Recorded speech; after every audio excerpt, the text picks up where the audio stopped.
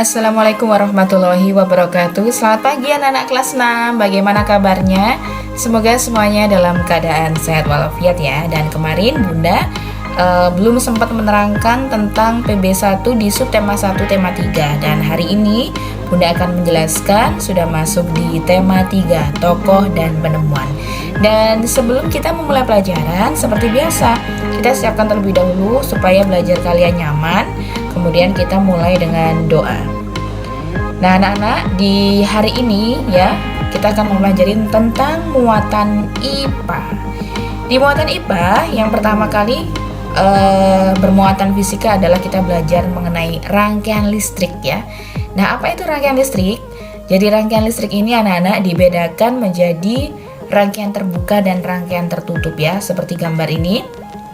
Nah, ini ada penjelasan di bawahnya. Rangkaian listrik terbuka.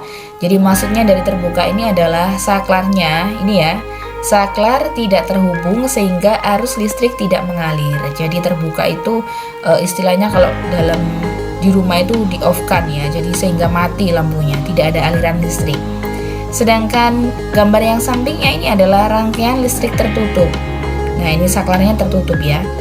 Terhubung sehingga arus listriknya mengalir dan lampunya adalah menyala.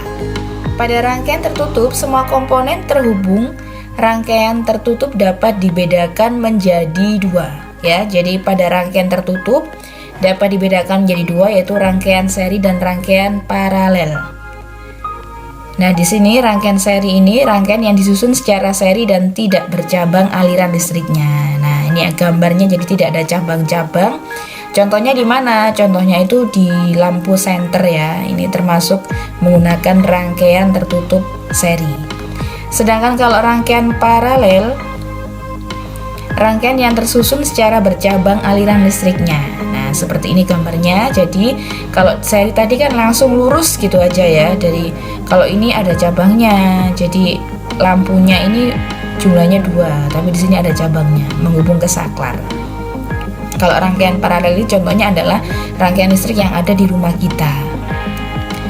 Nah anak-anak, di rangkaian seri ini rangkaian yang tersusun secara seri dan tidak bercabang aliran listrik. Ciri-cirinya, rangkaian listrik dipasang secara berurutan dan tidak bercabang. Kemudian jika salah satu lampu itu padam, lampu lainnya ikut padam karena aliran listriknya terputus. Ini ya ciri dari rangkaian seri. Nah, kita sekarang belajar tentang hak di rumah, sekolah, dan masyarakat. Sebelum Bunda menjelaskan tentang hak, karena sudah kalian terima sejak di kelas 3 SD, 4, 5, dan di kelas 6 ini mengulang lagi, kalian harus tahu apa sih yang dimaksud dengan hak ya. Jadi ada perbedaan atau mengetahui hak dan kewajiban. Hak adalah sesuatu yang harus diperoleh setiap orang sejak lahir. Nah, di sini di pertemuan-pertemuan dulu sebelumnya itu di kelas 3, 4, 5 itu sudah dijelaskan ya tentang hak di sekolah, di rumah, dan juga di masyarakat. Nah, salah satu hak di rumah ya, yaitu seperti yang kalian alami saat ini, nyaman saat belajar. Jadi belajar yang nyaman, tidak ada kebisingan, itu adalah salah satu hak anak-anak di rumah saat belajar.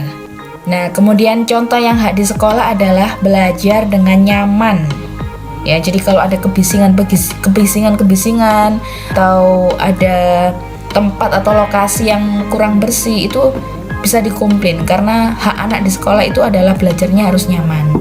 Yang contoh yang lain misalnya hak anak di sekolah adalah mendapatkan pelajaran yang layak dari guru, kemudian mendapatkan kasih sayang, mendapatkan nilai setelah semester atau PH, itu adalah hak kalian.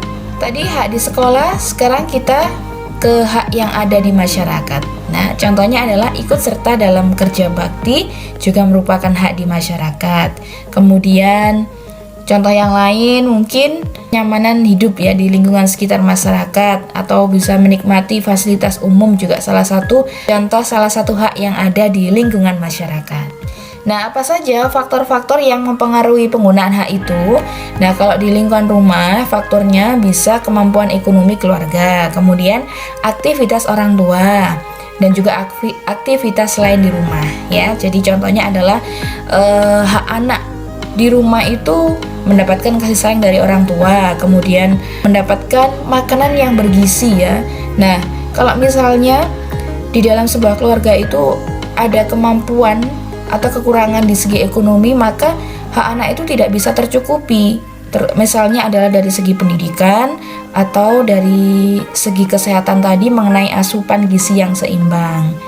Kemudian juga ada aktivitas orang tua. Ini ya, jadi yang sering Bunda jumpai itu adalah kesibukan orang tua sehingga hak anak mendapatkan kasih sayang itu berkurang ya. Kemudian ada aktivitas lain di rumah. Mungkin ya yang sekarang ini yang sering terjadi adalah orang tuanya mungkin sering bermain gadget ya sampai lupa waktu. Nah, itu yang sering dijumpai atau kasus-kasus saat ini. Ya, ini yang ada di lingkungan rumah. Kemudian faktor yang mempengaruhi penggunaan hak di lingkungan sekolah adalah waktu belajar, waktu bermain, dan aktivitas lain di sekolah ya. Jadi faktornya ini misalnya adalah waktu bermain ya, sering terganggu atau kurang maksimal karena memang di sekolah itu dibatasi untuk jam pelajarannya, sehingga waktu bermain anak-anak juga tidak bisa loss ya, harus ada jam-jamnya, ada timingnya. Kemudian aktivitas lain di sekolah itu misalnya adalah kegiatan ekstra ya. Nah, sekarang kalau faktor yang ada di lingkungan masyarakat adalah kesadaran masyarakat dalam menjaga kebersihan. Ini masih banyak ya PR dari kalian kecil yang nanti terbawa kedisiplinan mengenai menjaga lingkungan ya, karena kalau sudah yang namanya buang sampah ini merugikan semuanya. Ada usia, kemudian ada kesadaran masyarakat dalam menjaga keamanan. Ini ya, jadi ada beberapa faktor yang mempengaruhi penggunaan haknya. Lanjut ke materi berikutnya tentang interval nada ya. Jadi anak-anak ini sudah praktek dulu pas waktu sekolah nyata itu sudah setiap hari menyanyikan lagu Indonesia Raya. Dan tanpa disadari kalian sudah mengetahui ya, sudah tahu apa sih interval nada. Nah, anak-anak, interval nada itu adalah jarak antara satu nada dengan nada yang lain. Jadi disebut interval nada ya. Jadi kalau menyanyi itu nggak langsung los lujur gitu ya, tapi ada jaraknya. Kalau dalam notasi angka ya, nah seperti ini. Jadi kalau nada dalam seni musik itu dapat dituliskan dalam notasi angka. Masih ingat notasi angka itu apa? Notasi angka adalah sistem penulisan lagu dengan menggunakan simbol angka-angka. Dan angka-angka yang digunakan dalam notasi angka ini ya, seperti pada tabel ini ada do, re, mi, fa, sol, la, si, do. Nah ini ya, jadi kalau digambar jaraknya, jarak antar nadanya ya dari nada di atas itu seperti ini. Ini ya. Nah ya, jadi diingat-ingat ya untuk notasi angkanya. Nah, cukup sekian penjelasan dari Bunda Febri untuk pertemuan dalam jaringan kali ini. Mengenai tugasnya apa? Tugasnya adalah 1. Tulislah hak anak di rumah sebanyak 5. Kemudian hak anak di sekolah sebanyak 5. Dan hak anak di masyarakat ya sebanyak 5 juga. Kemudian yang kedua adalah, nah itu saja tugas dari Bunda Febri untuk pertemuan hari ini. Tetap semangat belajarnya dan mohon maaf kalau ada beberapa informasi yang masih kurang lengkap, nanti anak-anak bisa japri ya, bisa tanya ke Bunda Febri. Wassalamualaikum warahmatullahi wabarakatuh.